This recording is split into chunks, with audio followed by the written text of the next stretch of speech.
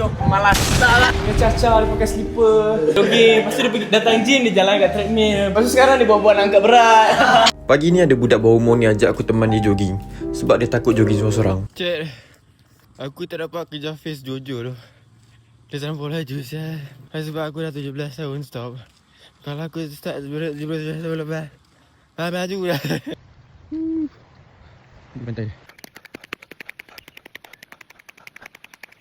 Ini contoh pemalas. Tak lah.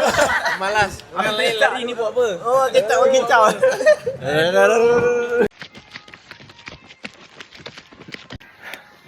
Shit.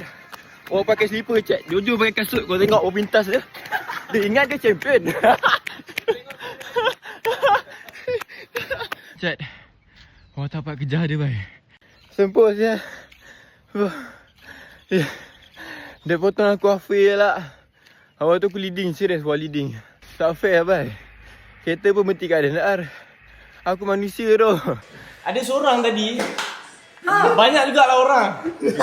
Tapi seorang dia stand out, dia datang. Dia caca, dia pakai slipper. Dia nak jogging, lepas tu dia pergi datang gym, dia jalan kat treadmill. Buat-buat busy kan. Lepas tu sekarang dia buat-buat angkat berat.